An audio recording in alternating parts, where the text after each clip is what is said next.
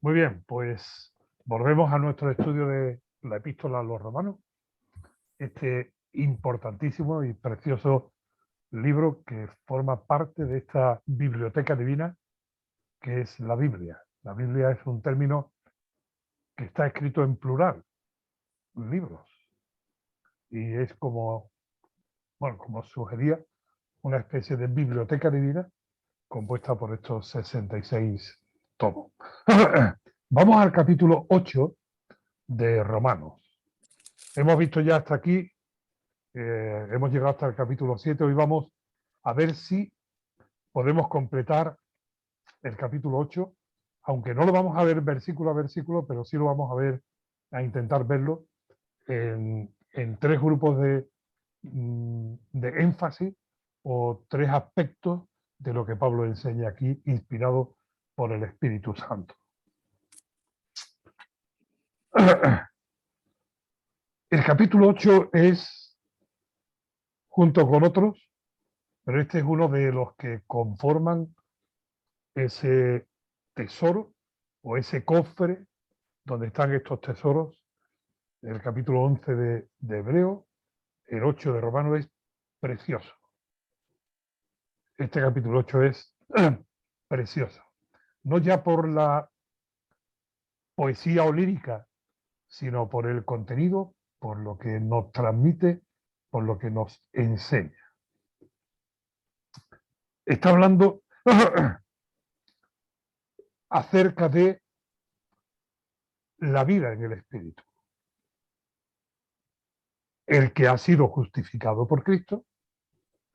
Hay un término que es regenerado, que es nuevo nacimiento, y que implica desde el conocimiento de Dios, a el acercamiento de Dios, a la iluminación de Dios, a la justificación, a la redención, a la santificación, y engloba esta regeneración, este nuevo nacimiento, engloba muchos aspectos de la vida espiritual. Y ahora aquí en el 6, 7 y 8 está hablando de la vida en el Espíritu, de lo que significa e implica, de lo que nos ha traído por medio de Cristo haber sido sacados de la maldición de la ley y llevados al reino de Cristo. Sugerimos haber leído el capítulo 7 y el capítulo 8 y hacer una especie de contraste, darnos cuenta de cuáles son, hay un contraste de términos entre el capítulo 7 y el capítulo 8. En el capítulo 7, el término que más se repite, más de 20 veces, es el término ley. La ley. Y hay otro que va paralelo y que está implícito también en el pensamiento, que es la carne. La ley de los mandamientos y también la esclavitud de la carne, el poder de la carne. Lo hemos visto ya en el capítulo 7. Ahora, en el capítulo 8 hay un contraste notorio. El término que más se usa es espíritu. El contraste con el 7 es la ley y la carne. En el 8 es espíritu y vida. El espíritu de vida. Cuando en el 8 está incluida el término ley, casi siempre está incluido con la ley del espíritu. Tiene que ver con el principio del espíritu.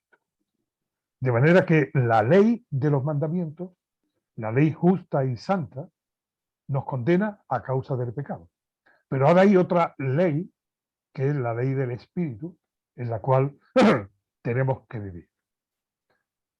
La ley como tal es débil, porque no puede cambiar al hombre.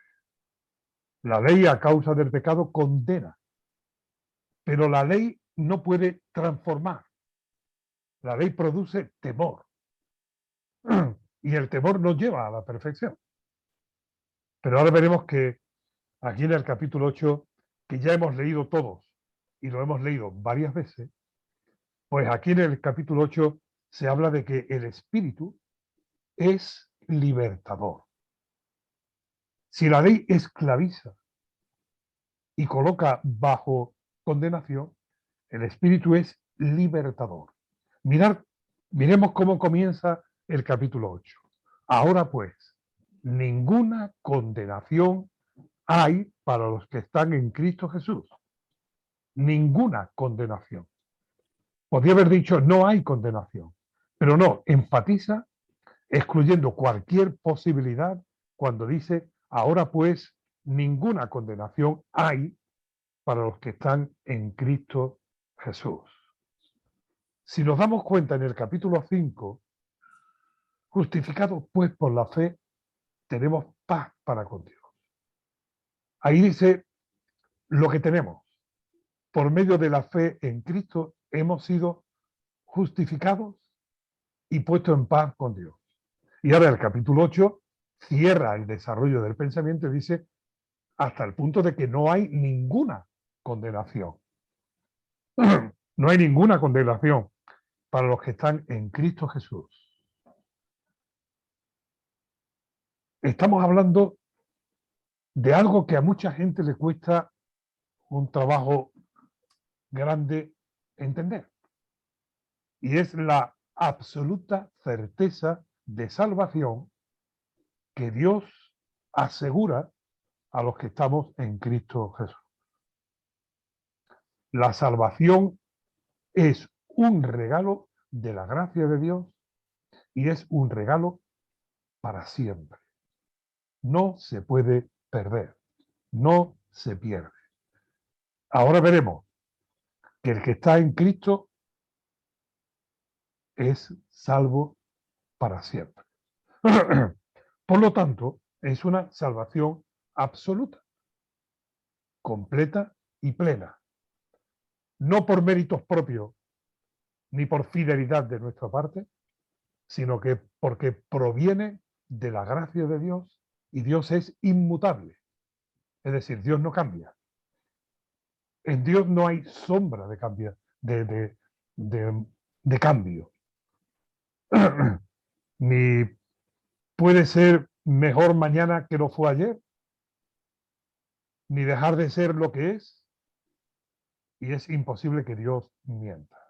Por lo tanto, la Biblia nos enseña de manera clara y contundente la certeza de la salvación. Vamos a Efesios capítulo 1, por favor. Nos salimos un momento de Romanos 8 y en Efesios capítulo 1 voy a leer desde el versículo 3 hasta el 14, haciendo solamente alguna pequeña parada o alguna pequeña subrayar algún detalle.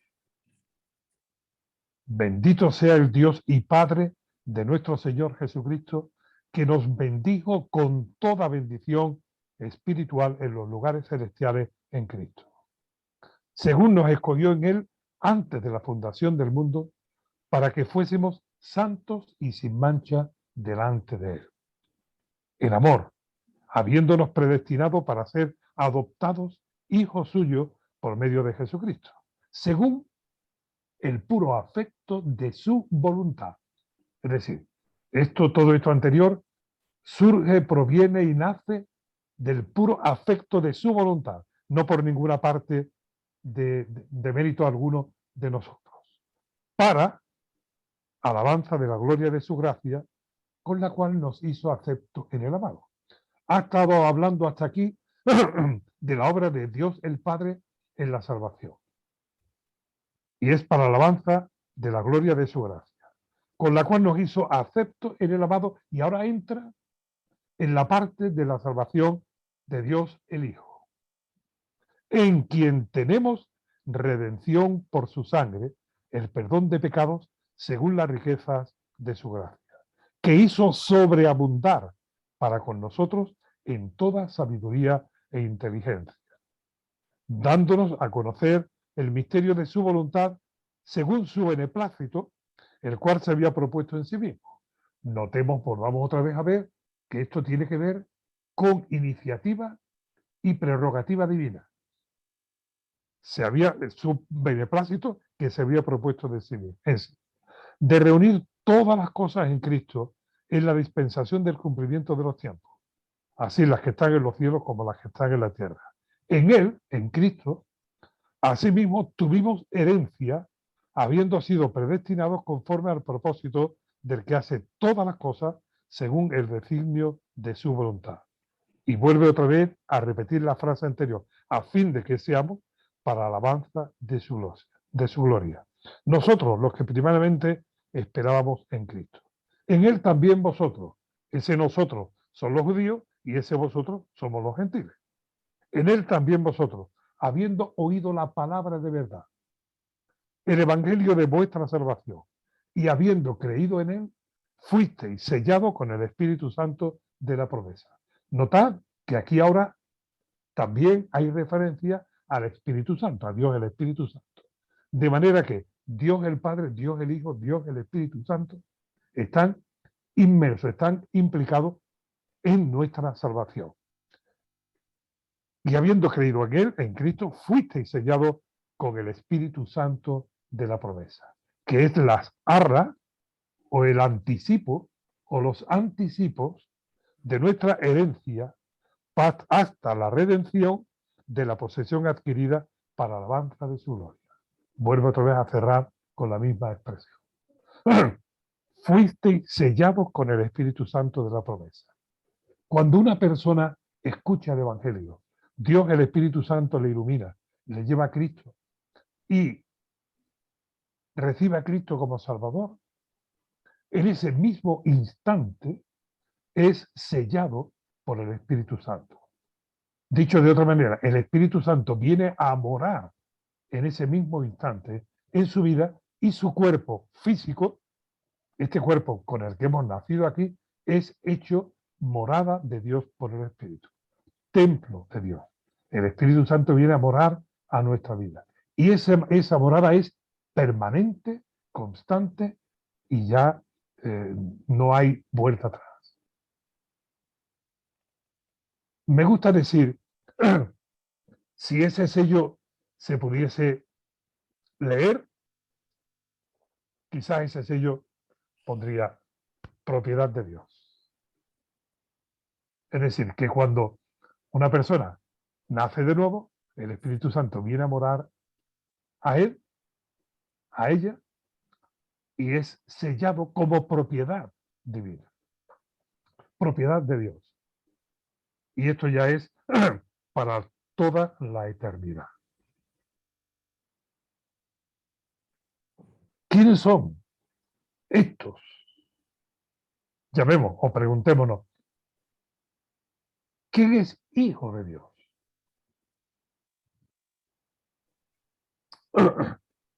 Romanos 8:9.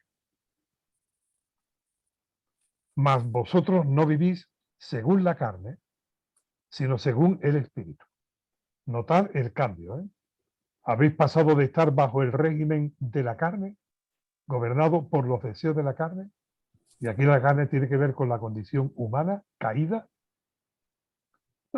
Ya no estamos, ya no vivimos, ya no somos gobernados, ya no somos impulsados, ya no estamos bajo el poder de la carne, sino según el Espíritu. Si es que el Espíritu de Dios mora en vosotros. Y si el Espíritu, y si alguno no tiene el Espíritu de Cristo, no es de él.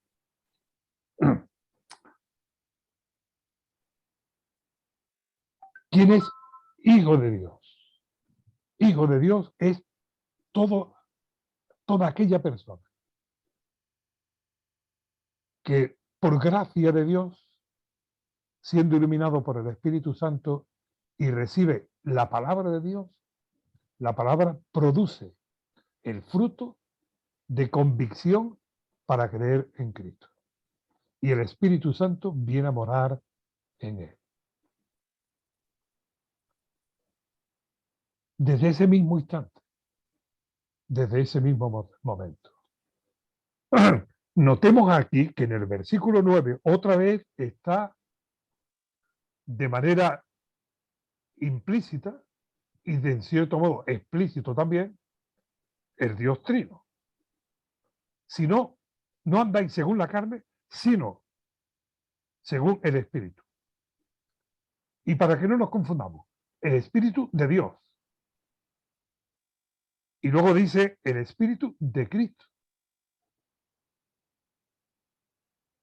Me encanta cuando el Señor Jesucristo en el Evangelio de Juan dice: os enviaré al otro Consolador para que esté con vosotros para siempre.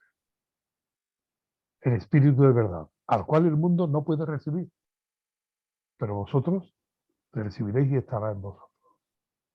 Y mi Padre y yo vendremos y haremos morada con vosotros.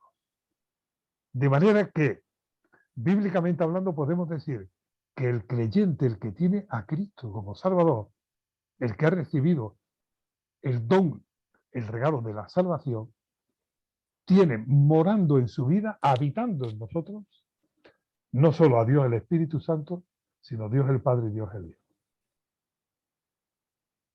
Esto a mí me supera en la capacidad de comprensión de todo lo que esto implica. Pero el hecho de que yo no sea capaz de comprenderlo en toda su dimensión no anula ni siquiera disminuye la gran verdad que la Biblia nos enseña. De manera que, hermanos, dice 8.1, los que no andan conforme a la carne, sino conforme al Espíritu. Acordaros que hemos hablado en el capítulo 7 del discipulado, del crecimiento cristiano. Ese proceso que implica que Dios nos saca de las tinieblas, pero ahora nos lleva a la luz, y en la vida cristiana se va produciendo un desarrollo, un crecimiento, una madurez, un discipulado.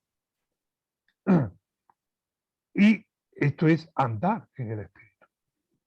Es este conflicto que veíamos en el capítulo 7. Versículo 16.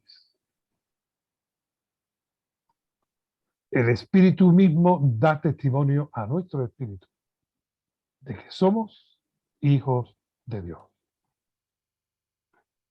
Cuando hemos nacido de nuevo, dice el versículo 15, no hemos recibido el espíritu de esclavitud para estar otra vez en temor, sino habéis recibido el espíritu de adopción, el espíritu por el cual Dios nos ha hecho hijos suyos. No solo que nos ha declarado santos, sino que nos ha adoptado como hijos suyos. El espíritu de adopción, por el cual clamamos Abba Padre. Abba Padre es un término familiar. Algunos dicen que es como el papaíto. No, yo creo que es, esto sería quitarle un poco de peso a la paternidad de Dios. Pero sí es un término de confianza, es un término de cercanía, es un término de seguridad. Abba Padre. Esto nada más que aquí en la tierra lo usó el Señor Jesucristo. Él oró Abba Padre. Y ahora el Espíritu Santo nos da a nosotros la bendición y la libertad de poder hablar con Dios como habla uno, no ya solo con su amigo, sino habla uno con su Padre. Y hablar en esa plenitud de confianza. Quiero, por lo tanto, subrayar y terminar con esta parte de la certeza de la salvación. Aquí en el capítulo 8, cuando se habla de andar en el Espíritu, no está diciendo que no tengamos conflictos de vida cristiana o que no tengamos lucha contra la carne, sino está diciendo que el Espíritu Santo mora en nosotros, el Espíritu Santo nos da testimonio de nosotros y, como dice en otro lugar, el Espíritu Santo nos anhela celosamente. Dios, el Espíritu Santo, no se conforma con que haya en nosotros una vida mediocre. No contristéis al Espíritu Santo, dice Pablo. No entristezcáis al Espíritu Santo con el cual habéis sido sellados. Dios quiere, obra y trabaja en nuestra vida para que se produzca ese crecimiento espiritual. Y lo hace con anhelo, porque somos objeto de su amor. Capítulo 8 del 1 al 17, para los que estén tomando alguna nota, habla de una manera progresiva y con distintos aspectos de la operación del Espíritu Santo en el creyente. ¿Cómo obra el Espíritu Santo en el creyente? Dice el versículo 5, porque los que son de la carne piensan en las cosas de la carne, pero los que son del Espíritu, en las cosas del Espíritu. Esto más claro no puede ser. El que pertenece a la condición adámica, en la cabeza de Adán, pues piensa en las cosas de aquí. Pero los que hemos nacido de nuevo, que pertenecemos a Cristo y el Espíritu está en nosotros, pensamos en las cosas del Espíritu. No es que agrada a mi ego, no es que agrada a mis intereses, sino, ¿le agradará esto a Dios? ¿Glorifica esto a Dios? ¿Es para alabanza de su gloria? De manera que del 1 al 17 habla de la obra del Espíritu Santo en el creyente. Del 18 hasta el 27, Pablo nos pone por delante lo que nos aguarda, lo que nos espera. A ver, para usar un símil o una ilustración. Los hebreos fueron sacados de Egipto y durante los 40 años que estuvieron cruzando el desierto, allí tuvieron que librar muchas batallas y luchar muchas veces con ellos mismos. Pero tenían por delante la promesa de la tierra prometida. ¿Qué es lo que nos espera a nosotros? Dice el versículo 17, y si hijos también herederos, herederos de Dios y coherederos con Cristo, si es que padecemos juntamente con Él, o aunque padezcamos juntamente con Él, o padeciendo juntamente con Él, para que juntamente con Él seamos glorificados. Pues tengo por cierto, dice el versículo 18, que las aflicciones del tiempo presente no son comparables con la gloria venidera que en nosotros ha de manifestarse.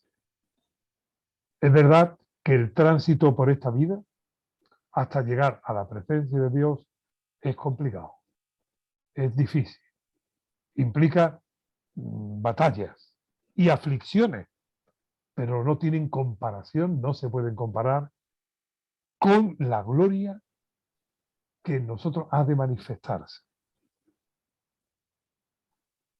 Porque el anhelo ardiente de la creación es aguardar la manifestación de los hijos de Dios. Esta creación que está bajo maldición a causa del pecado de Adán. Maldita será la tierra por tu causa. Vemos lo que sucede en esta tierra y aún en la propia naturaleza. Lo que acontece, todo eso viene como consecuencia. Pero la creación misma aguarda, espera un tiempo de liberación. Dice el 20, porque la creación fue sujetada a vanidad, no por su propia voluntad, sino por causa del que la sujetó en esperanza. Porque también la creación misma será libertada de la esclavitud de corrupción a la libertad gloriosa de los hijos de Dios. Viene un momento, un tiempo futuro para nosotros, quizás no muy lejano, en el que esta creación va a ser liberada de la maldición del pecado. Lo que Dios tenía en proyecto en Génesis 1 y 2 y que el pecado trastocó momentáneamente o temporalmente en Génesis capítulo 3, no se puede frustrar. Los planes de Dios nunca fracasan. Puede que tarden en cumplirse, pero se cumplirán.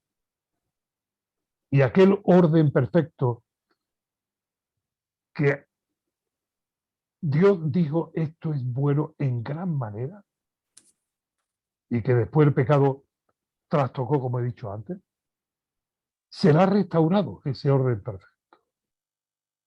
Isaías, capítulo 65, habla de que el león y el cordero comerán juntos. Isaías habla en otro lugar de que esta tierra será llena de la gloria de Dios como las aguas cubren el mar. Isaías, al principio de su libro, quiero recordar que en el capítulo 5 habla del reinado de un rey justo y se establecerá un reino de justicia. Todo eso tiene que ver con el milenio. Pero aquí Pablo lo anuncia, lo señala como parte de lo que nos aguarda. Porque sabemos que toda la creación gime a una. Es decir, no solamente nosotros pasamos dificultades, es que nuestro entorno pasa dificultad. La naturaleza y el mundo animal está gimiendo también. Esta tierra gime. Gime a una. Con dolores de parto. Y nosotros mismos también gemimos, los que tenemos la primicia del Espíritu. Esto es lo que en Efesios 1 le llama las arras del Espíritu, los anticipos. Ahora disfrutamos en parte, pero un día lo tendremos plenamente. Nosotros también gemimos dentro de nosotros, esperando la adopción, la redención, liberación de nuestro cuerpo. Porque en esperanza fuimos salvos, pero la esperanza que se ve no es esperanza. Porque lo que alguno ve, ¿a qué esperarlo? Es decir, vivimos en esperanza. Y en esperanza quiere decir que lo aguardamos, aunque todavía no ha llegado. Pero vislumbramos ya, estamos ya deleitándonos en esas primicias, pero que no serán solamente primicias. Un día será el cumplimiento pleno y absoluto, total y completo de las bendiciones de Dios.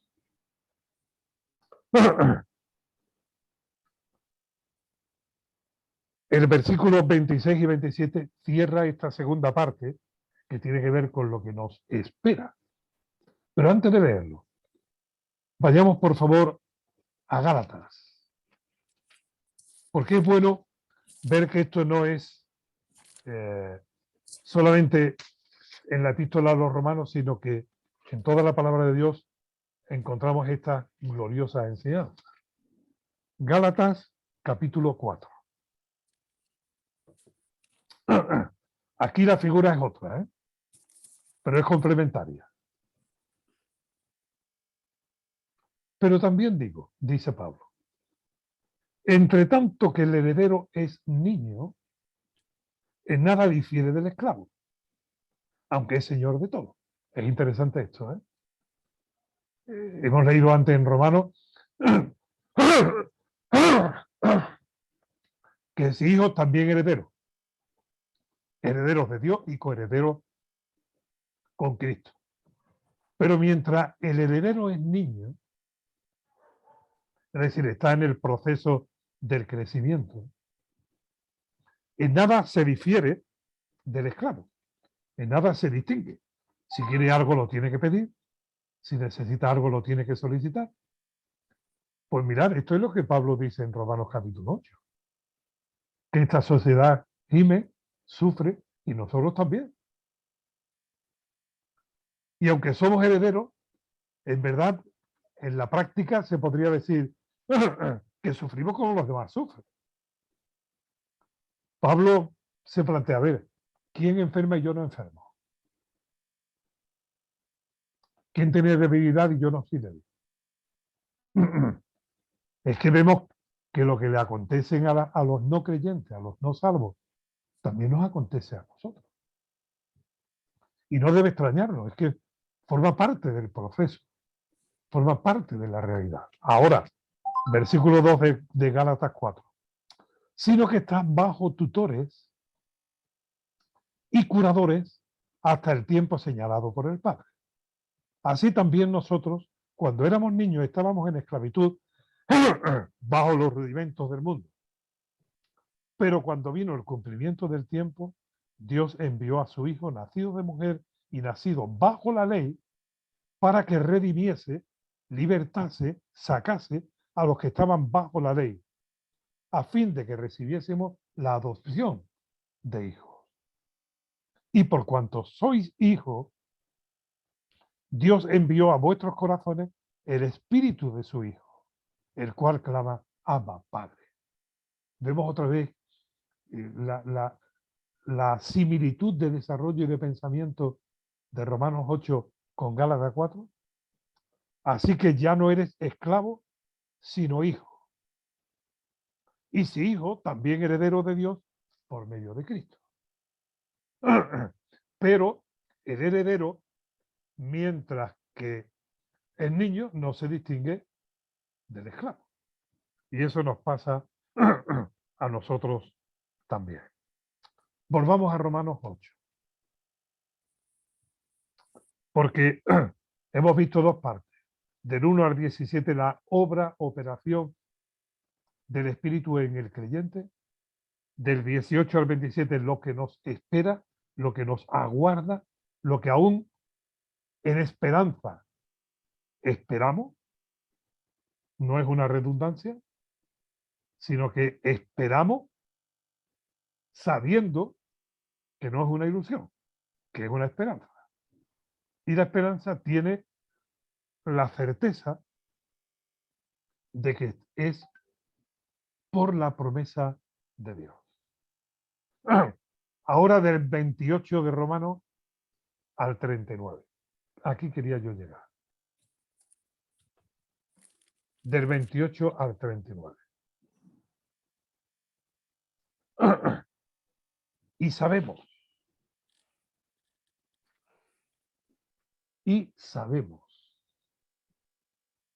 no es suponemos, no es nos imaginamos, no es nos gustaría, no es nos han dicho, no es,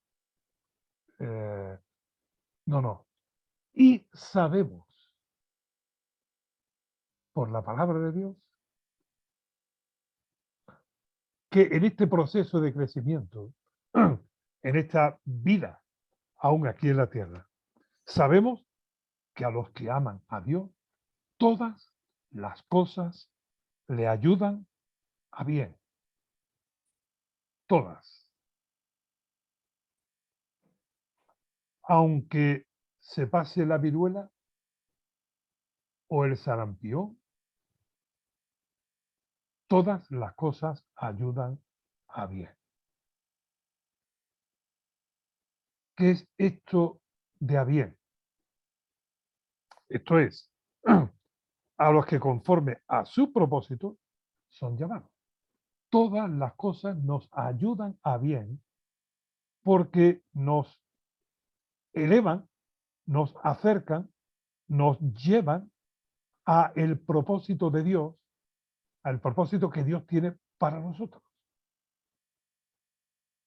Es decir, cuando Dios permite que acontezca una circunstancia en nuestra vida difícil, dolorosa, complicada, dura, por muy complicado que sea y doloroso que signifique, detrás de todo esto hay un plan sabio y un propósito bueno de parte de Dios. En el trance, puede que yo no vea ni sienta que aquello es para bien, pero tengo que saber, tengo que tener en mi pensamiento que a los que aman a Dios, los hijos de Dios, todas las cosas nos ayudan a bien. Dios no se ha propuesto hacernos feliz en este mundo. Ese no es el propósito de Dios. Dios no se ha propuesto que no nos falte nada en este mundo. Dios no se ha propuesto que gocemos siempre de buena salud ni de abundancia. Dios se ha propuesto, el propósito es hacernos conforme a la imagen de su Hijo Jesucristo. Es decir, producir en nosotros las virtudes de Cristo. Él es nuestro modelo. Y tal como Él es, ahí tenemos que aspirar.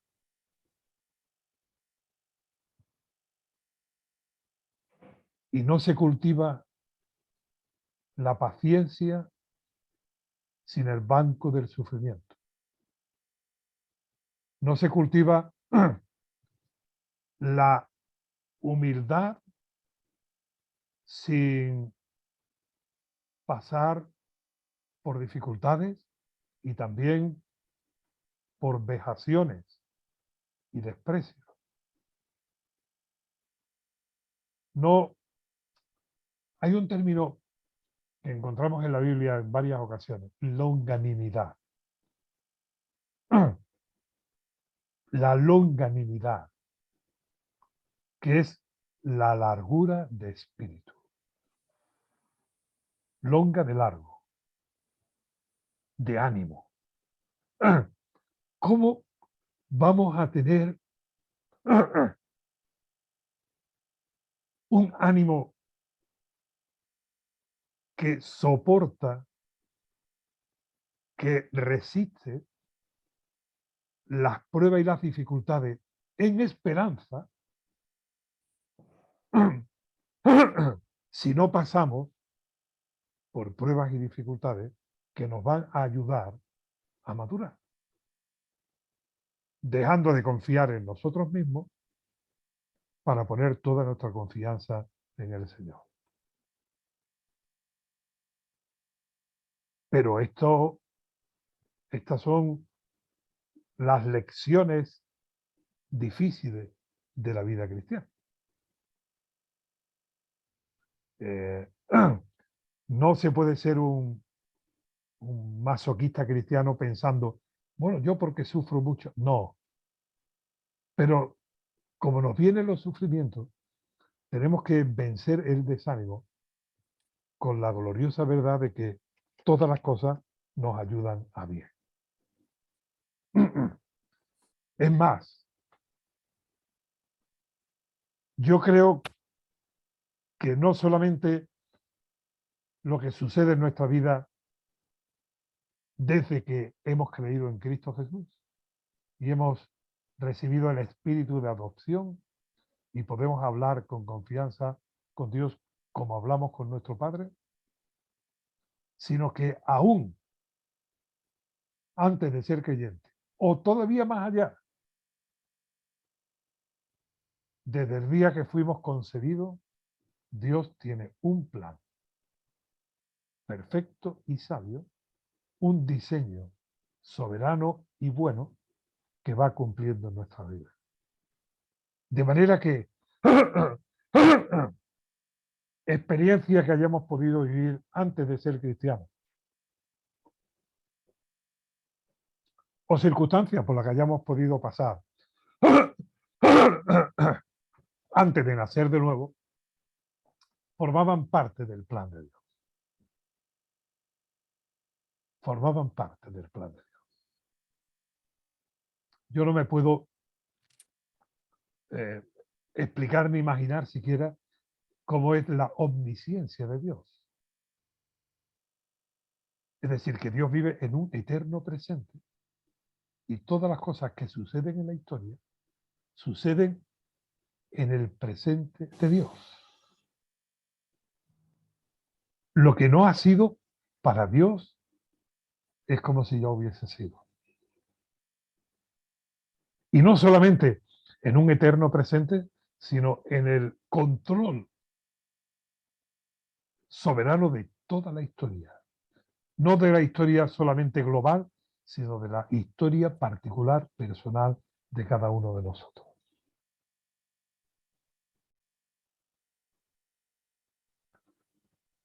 Las experiencias vividas, las enfermedades pasadas, las limitaciones propias. Todo eso Dios lo usa para bien. De manera que no ha lugar ni a la amargura, ni ha lugar tampoco a un sentimiento de rebeldía, sino más bien a una gratitud. Y ahora en el versículo 29, y lo hemos leído antes en Efesios 1, me gustaría hacer aquí un recorrido de los conceptos. Porque a los que antes conoció, también los predestinó. Y a los que predestinó, a estos también llamó.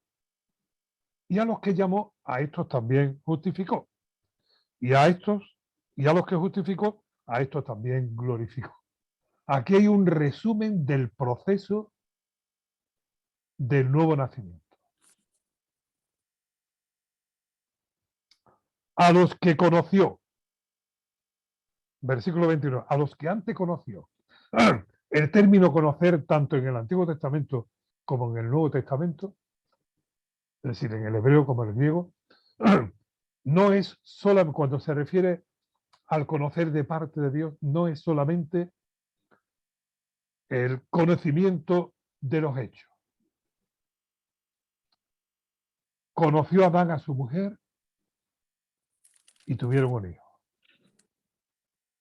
El conocer es el establecimiento de una relación, un vínculo de amor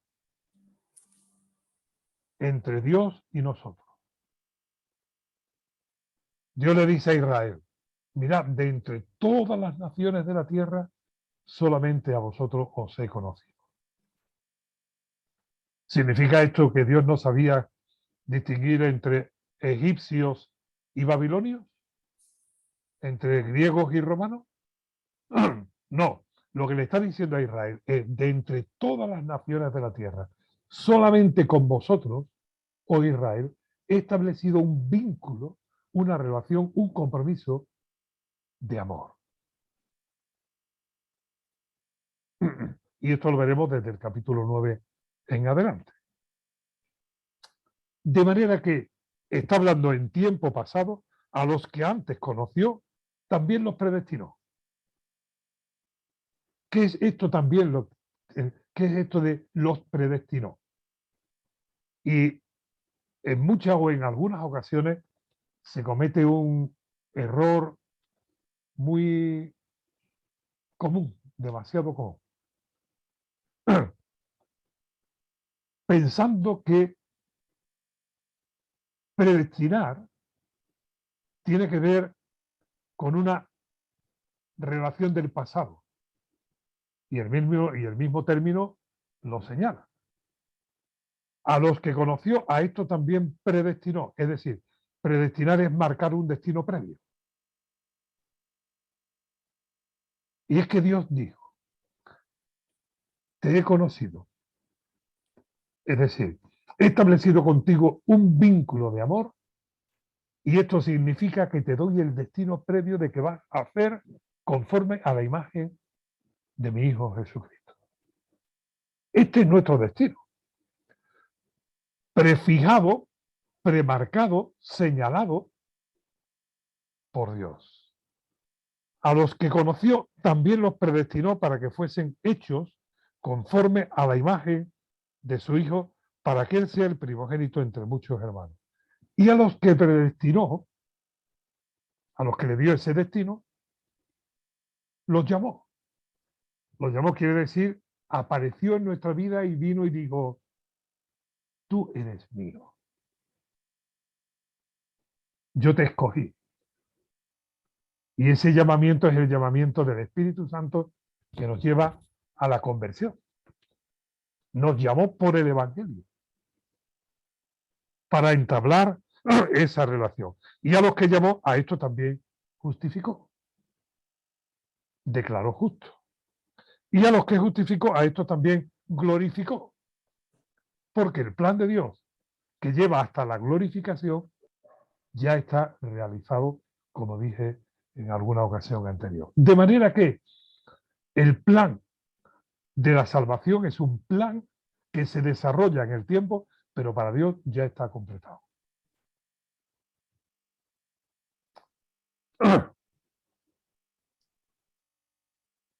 Volvemos un poco atrás, ¿vale? Porque no me lo he saltado por descuido. Versículo 26. Y de igual manera el Espíritu nos ayuda en nuestra debilidad. Pues, ¿qué hemos de pedir como conviene? No lo sabemos. Pero el Espíritu mismo intercede por nosotros con gemidos indecibles. Podemos pensar, esto a mí me supera en comprensión. Ver y comprender el plan de Dios, el proyecto de Dios. El conflicto de la vida cristiana. Yo no puedo entender cómo las cosas malas que me suceden, los sufrimientos que aparecen en mi vida, cómo me pueden ayudar para bien. No puedo entender que cosas dolorosísimas,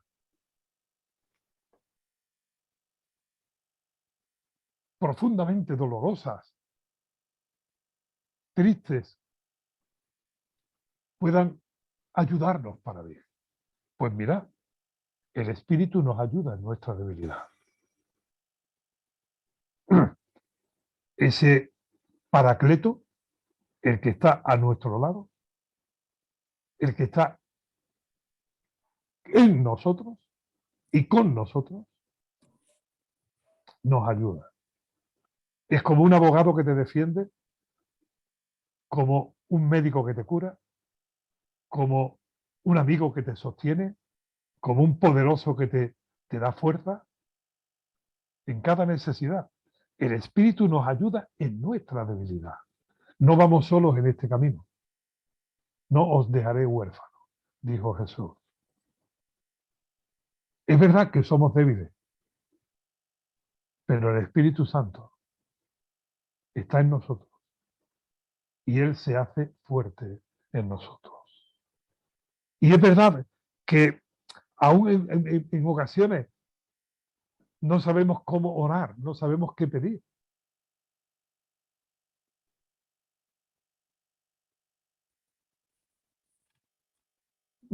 Sabemos cómo nos sentimos. Pero, Señor, ¿cuál es la solución? ¿Qué es lo que tú quieres?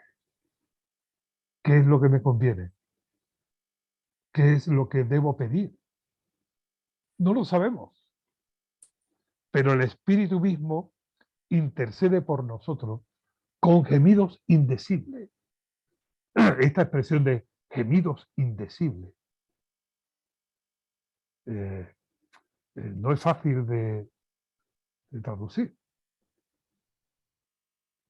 No es solamente que no hay palabras que la describan, que describan esta intercesión, sino que es unos gemidos sin palabras. Es como cuando a veces se nos escapa ese suspiro del alma.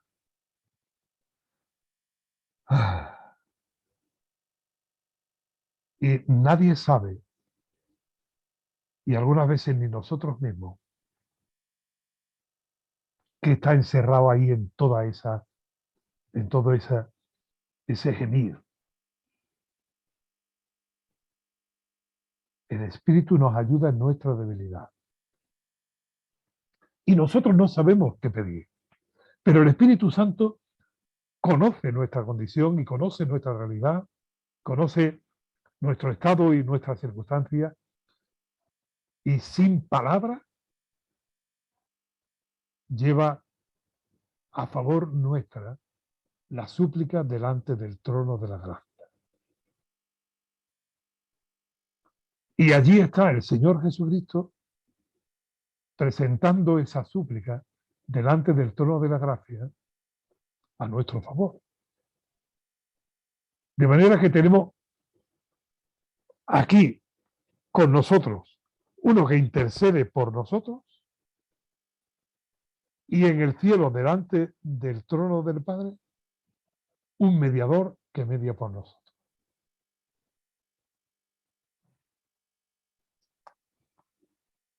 Y el que escudriña los corazones sabe cuál es la intención del Espíritu, conforme a la voluntad de Dios, porque conforme a la voluntad de Dios intercede por los santos. Dios sí sabe qué nos conviene.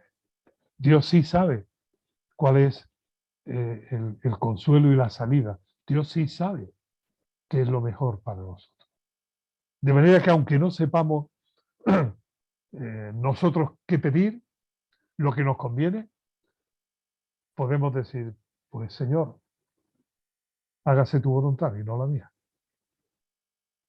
Y no tenemos que convencer a Dios ni tenemos que informar a Dios, sino descansar en Él.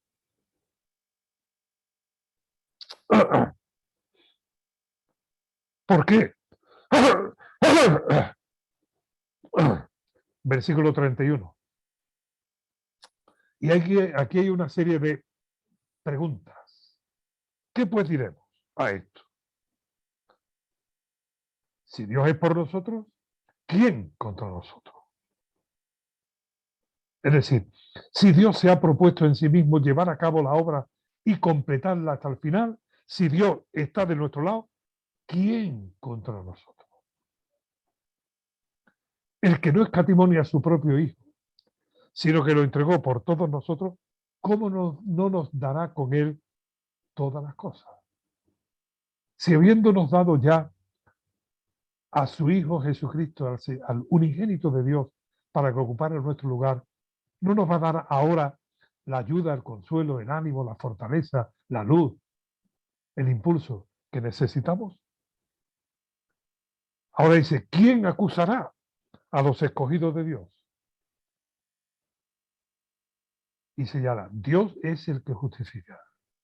Aunque el acusador, Satanás, se presente delante de Dios para acusarnos y nos acuse en nuestra propia mente y en nuestros propios pensamientos también, ¿quién nos acusará? Si Dios es el que justifica. Hemos sido ya justificados de parte de Dios.